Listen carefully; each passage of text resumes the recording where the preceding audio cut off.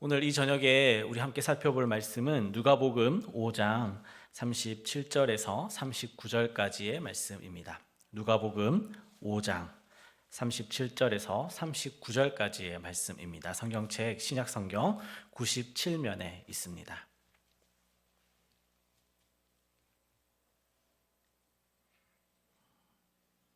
네, 우리 찾으셨으면 우리 함께 봉독해 보겠습니다. 누가복음 5장 37절에서 39절 봉독합니다. 새 포도주를 낡은 가죽 부대에 넣는 자가 없나니 만일 그렇게 하면 새 포도주가 부대를 터뜨려 포도주가 쏟아지고 부대도 못 쓰게 되리라. 새 포도주는 새 부대에 넣어야 할 것이니라. 묵은 포도주를 마시고 새 것을 원하는 자가 없나니 이는 묵은 것이 좋다 함이니라. 아멘.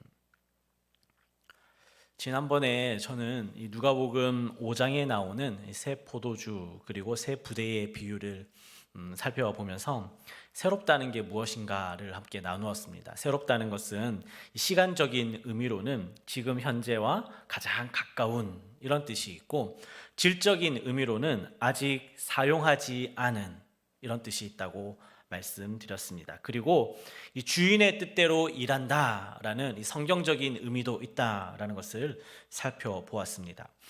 오늘은 이 새 포도주와 새 부대의 비유에 나오는 제일 마지막 절 39절의 말씀을 살펴보면서 하나님께서 우리에게 주시는 은혜를 나누어 보도록 하겠습니다.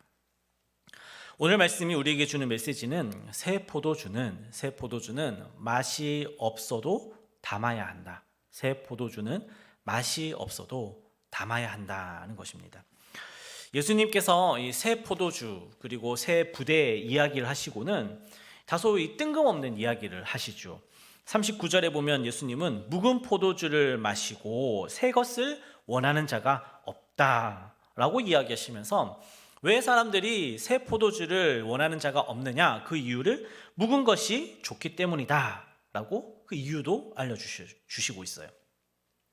여러분, 실컷 새 포도주 그리고 새 부대가 얼마나 중요한가 이렇게 한참을 이야기하시고는, 한참은 아니죠, 2절을 이야기하시고는 뜬금없이 새 포도주는 맛이 없다라고 이야기한다는 거죠. 앞뒤가 안 맞는 거잖아요.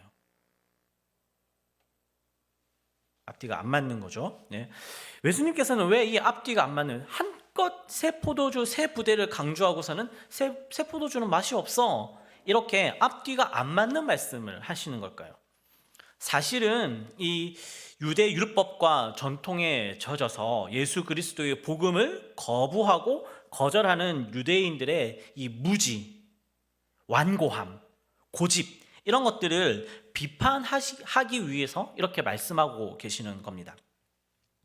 묵은 포도주가 맛있다고 묵은 포도주만 계속 먹고 있으면, 그래서 이 새 포도주를 담지 않으면 어떻게 되겠어요? 언젠가는 더 이상 마실 포도주가 없을 것이야. 언젠가는 목마른 시대가 찾아올 거야. 이것을 경고하고 계시는 거죠. 새 포도주는 비록 맛이 없어서 담그자마자 이렇게 마시지는 않을 테지만, 물론 사람 가운데는 정상이 아닌 분들이 있어가지고 또 이런 게 맛있다고 하는 그런 사람들이 있을 수 있습니다. 그런 거는 제외하고 보통 일반적으로는 새 포도주는 맛이 없어서 담그자마자 마시지는 않을 테지만, 그래도 맛이 없는 포도주, 그 새 포도주를 지금 담아야 언젠가는 맛있는 포도주를 마실 수 있다. 그 지혜를 지금 우리에게 들려주고 계시는 거죠.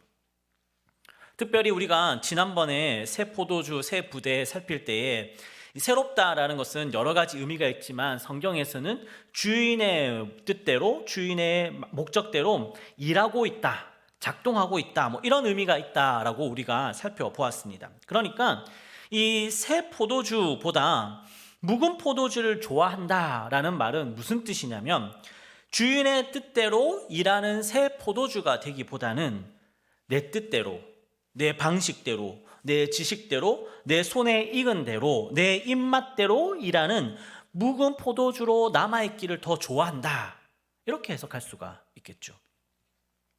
여러분 한번 생각해 보십시오.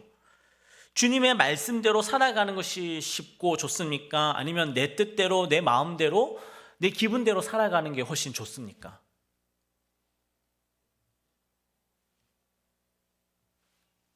주의 말씀대로 살아가는 게 쉽고 훨씬 좋은 건 알지만 사실은 우리는 다 내 마음대로, 내 뜻대로 살아가잖아요. 사람은 누구나 자기 뜻대로, 자기 마음대로, 자기 경험대로, 자기의 지식대로, 다시 말해서 묵은 포도주 마시며 살아가는 것을 좋아한다는 거예요. 그러나 그렇게 내 뜻대로, 내 생각대로, 내 기분대로 살다 보면 어떻게 돼요? 어느새 묵은 포도주는 다 떨어져서 갈증과 갈급함에 목마른 때가 찾아오기 마련이죠. 작년에 했던 그대로 올해도 그만큼 기도하고, 그만큼 하나님 말씀 보고, 그만큼 순종하고, 그만큼 예배드리고, 그만큼 봉사하고 섬기고, 그렇게 신앙생활하면 참 편하죠.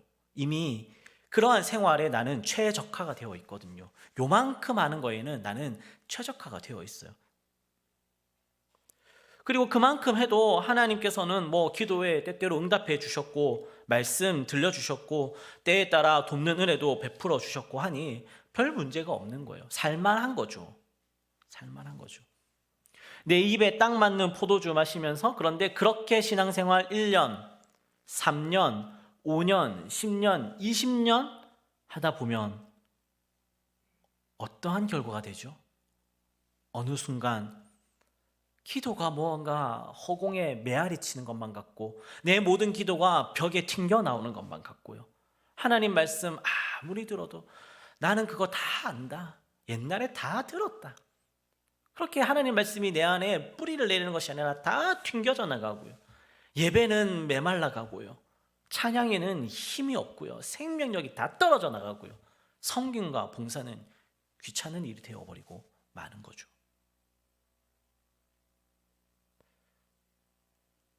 우리의 신앙생활에 목마름이 있다, 메마름이 있다, 이거 아닌 것 같다, 이 생각이 들었다면 이미 묵은 포도주 다 마셨다는 뜻입니다.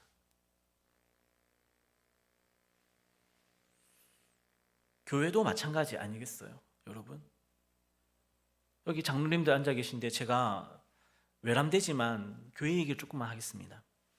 용서해 주십시오. 장로님들, 그리고 여기 권사님들, 또 여기 뭐 안수 집사님들, 부장님들, 생각해 보십시오.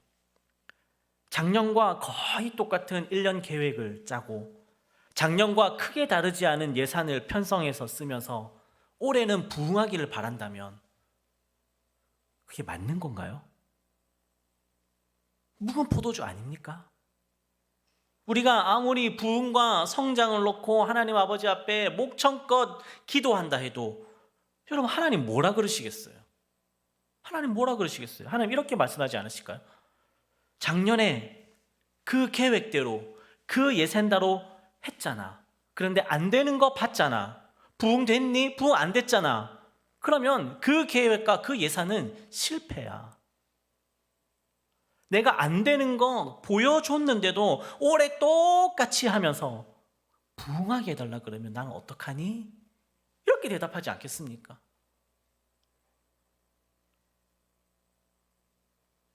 뭐 교회는 그런 거 떠나서 하나님 앞에 엎드려서 간절히 부르짖고 기도하면 하나님이 부흥을 허락하실 수 있다, 뭐 그렇게 이야기할 수 있죠. 그럼 한번 생각해 보십시오. 기도해서 된다? 예, 맞습니다. 기도하면 되죠. 하나님이 기도하면 부흥을 허락해 주실 수 있어요. 그런데 여러분, 한번 생각해 보십시오. 여러분, 파레토 법칙이라는 게 있지 않습니까? 상위 20%가 전체의 80%를 책임진다는 뭐 그런 이제 법칙이잖아요. 곰곰이 앉아서 생각해 봤습니다. 우리 교회 주일 출석 인원이 뭐 400명이라고 합시다. 그러면 400명의 20%가 몇 명이에요? 4, 2, 8이니까 80명이잖아요. 80명이 우리 교회의 기도 사역을 감당하고 있어야 돼요. 그래야 우리 교회는 그나마 현상 유지를 하며 가는 거예요. 그런데 오늘 우리 뭐하러 모였습니까? 금요 기도회로 모였습니다. 여기에 몇 명 앉아 있습니까?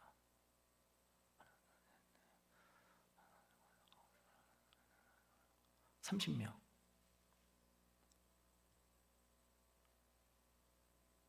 80명은 모여서 기도해야 우리 교회는 유지가 되고 그나마 현상을 유지하면서 굴러가기 마련인데 30명 앉아서 기도하고 있으니 될 일이냐고요. 될 일이냐고요. 그러면 여러분 뭐가 문제인 거예요? 금요 기도회가 문제인 거예요. 사람들이 왜, 우리 교회 성도들이 왜 함께 모여서 함께 교회를 위해서, 선교를 위해서, 나라를 위해서, 환우들을 위해서 기도하지 않을까? 고민해야죠. 연구해야죠. 답을 찾아내야 되지 않겠습니까? 30명이 앉아있다는 건요, 우리 교회는 400명 교회가 아니라 355, 150명 교회라는 거예요. 두렵고 떨리는 마음이 들지 않습니까? 이렇게 가도 되는 겁니까? 금요기도에 모르긴 몰라도 제가 작년 8월에 왔는데 작년 2월 달에 제가 여기 없었을 테니까 작년 2월 저는 모르지만 지금과 크게 다르지 않을 겁니다. 2021년에 2월 달에 금요 기도회도 지금과 크게 다르지 않을 겁니다. 그러면 이 금요 기도회를 새 포도주로 담아내는 노력이 필요한 거 아닙니까? 그래야 기도하고 그 기도의 덕분에 우리가 하나님의 은혜를 기대해 볼 수 있잖아요. 삼성전자도 작년에 나왔던 갤럭시 S22를 올해 안 팔아요. 삼성전자도 2023년이 되니까 갤럭시 S23을 새로운 것을 만들어서 판다는 거예요. 여기에 회사 다니시는 분들, 여러분이 사장님이든 아니면 직원이든 작년과 똑같은 계획에 작년과 똑같은 예산을 가지고 올해는 2배의 매출을 올리겠습니다 라고 얘기하면 그게 합리적으로 받아들여지시나요?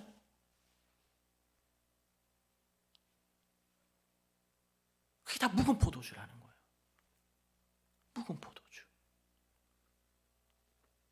제가 외람된 말씀이지만 이전 교회 이야기 한 번만 하겠습니다. 제가 있었던 안양에 있던 교회는 여름과 겨울마다 해외 단기 선교를 나갔습니다. 그런데 2020년에 코로나가 터지니까 모든 국경이 다 막히니까 선교를 더 이상 나갈 수가 없게 되었죠. 그럼 여러분, 선교를 어떻게 해야 됩니까? 저희가 생각해냈던, 고민하며 기도하면서 냈던 하나의 방법은 새 포도주, 새로운 선교 전략을 짜는 거였어요. 그게 뭐였냐면요, 온라인으로 선교를 하는 거였습니다. 선교지에 전자장비, 컴퓨터, 통신장비 다 지원해가지고 인터넷 되게 만들었습니다.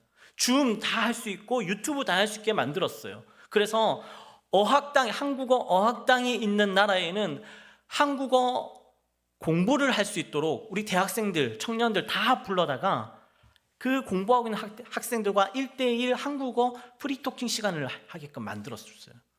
그리고는 이런저런 한국어 공부를 하면서 중간중간에 복음적인 이야기를 계속 흘려보낸 거죠. 한국 문화에 대해서 요즘은 많이 관심을 가지니까 유튜브 방송을 하면서 이렇게 요리하는 거 보여주고 한국 전통 춤 추는 거 보여주고, 어차피 방송이니까요 준비 다 해가지고 가서 할 공연이랑 CCD 뭐 워십 이런 거, 인형극, 무언극 다 방송으로 다 보여주었습니다. 그렇게 메시지 다 전했고, 실질적으로 예배를 유튜브로 거기서 예배 드리는 거 우리가 다 가서 참석하면서 함께 줌으로 연락해서 다 했어요.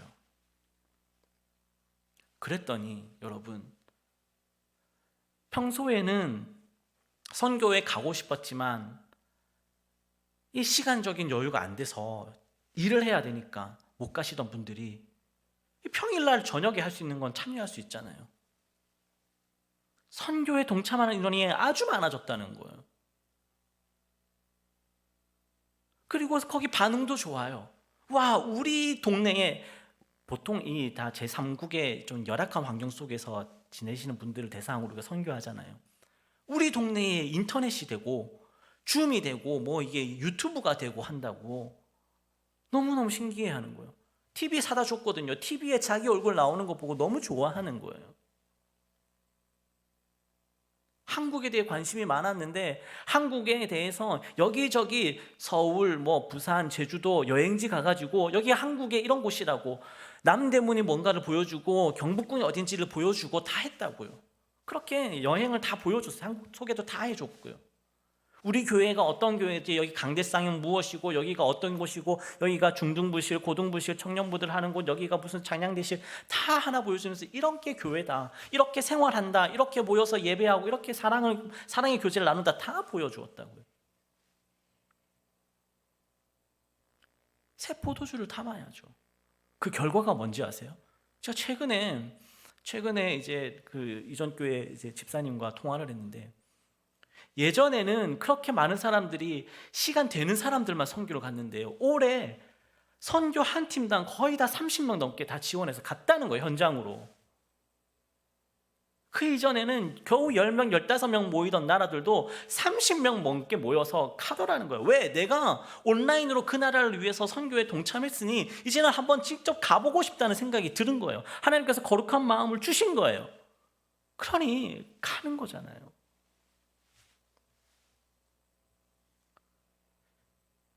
언제까지 우리 묵은 포도주만 마시고 있을 겁니까? 예수님은 우리에게 묵은 포도주가 맛있다, 그렇게 얘기하셨어요. 하지만 앞으로 멀리 내다보면서 지금 새 포도주를 담아야 한다라고 강력하게 얘기하시는 거예요. 제가 말씀 준비하면서 청년부, 교육부, 우리 예배 하나하나 다 좀 생각해 봤는데 이거 다 원고에 쓰려다가 다 접었어요. 이거 얘기했다가는 잘릴 것 같아가지고. 사랑하는 여러분, 비록 새 포도주는 맛이 없어요. 맛이 없어요. 그러나 맛으로 포도주를 안 담을 수는 없는 거예요. 왜냐? 나중에를 생각해야죠. 나중에를. 1년 뒤, 3년 뒤, 5년 뒤를 생각해야 돼요. 우리가 지금 영적으로 어떠한 목마름을 느끼고 갈증을 느끼고 한계를 느끼고 이건 아니다, 여기까지가 정말 문제다, 이런 생각이 든다면 그것은 이미 묵은 포도주를 다 먹었다라는 신호예요. 지금 당장 새 포도주를 담아내지 않으면 이제는 탈수 현상을 넘어서 생명의 위협을 느끼는 수준이 된다는 거죠.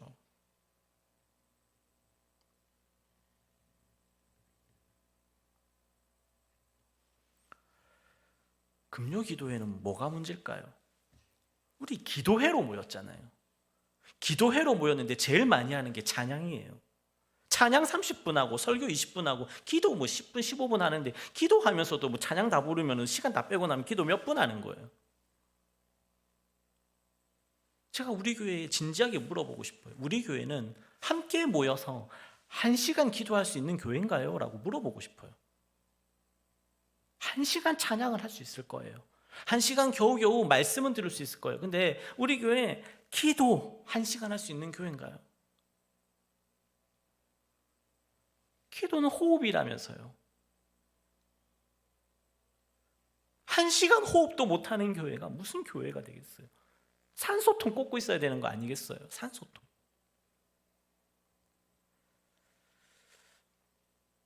그럴 거면 차라리 금요 찬양 집회로 모여요. 1시간 동안 온전히 하나님만을 찬양하는 거예요. 우리의 구원자 되시는 예수님을 노래하는 거예요. 왜 제목은 금요 기도회로 모여놓고 기도는 안 하고 찬양만 하고 있는 거예요? 그럼 말을 바꾸던지. 시간이 문제인가요? 8시에 나올 수 없어서 이런 거예요? 그러면 제가 보니까 그 송구영 씨 예배 때 여기 꽉 찼거든요. 11시로 바꿔요. 11시에 모이면 되잖아.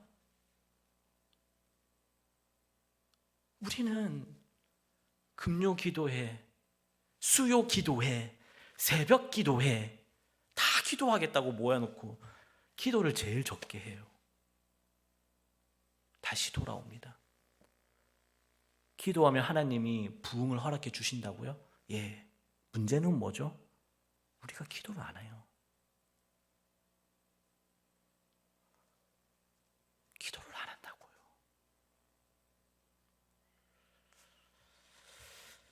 사랑하는 여러분, 2023년에 우리는 그동안 우리가 익숙하게 해왔던 신앙생활을 벗어나서 새 포도주를 담는 지혜를 가지고 좀 새로운 신앙생활을 할 수 있기를 원합니다.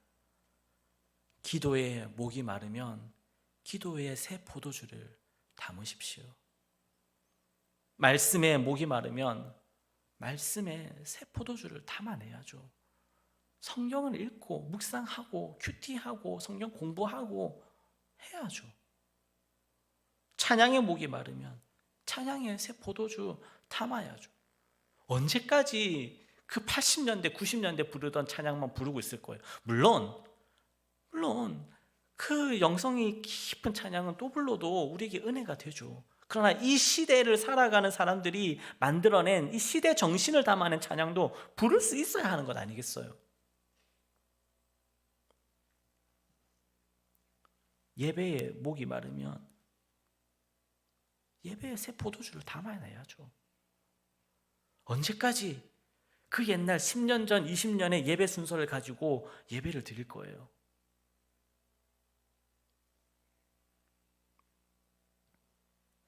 새 포도주를 담아낼 때 하나님은 우리에게 목마르지 않는 은혜를 허락하실 줄 믿습니다. 그래서 그 옛날 지나간 얘기는 이제 더 이상 하지 말고 우리가 지금 이 순간부터 어떠한 새 포도주를 담아야 할지 하나님 앞에 기도하며 하나님이 우리에게 무엇을 하기를 원하시는지를 바로 깨달아서 그 주시는 마음대로, 그 주시는 말씀대로, 그 주시는 영감대로 우리가 순종하며 새 포도주를 지어 나갈 때 하나님께서 예비해 놓으신 놀라운 은혜와 축복 그리고 큰 부흥과 성장이 우리 교회 가운데 있기를 우리 주 예수 그리스도의 이름으로 축복합니다.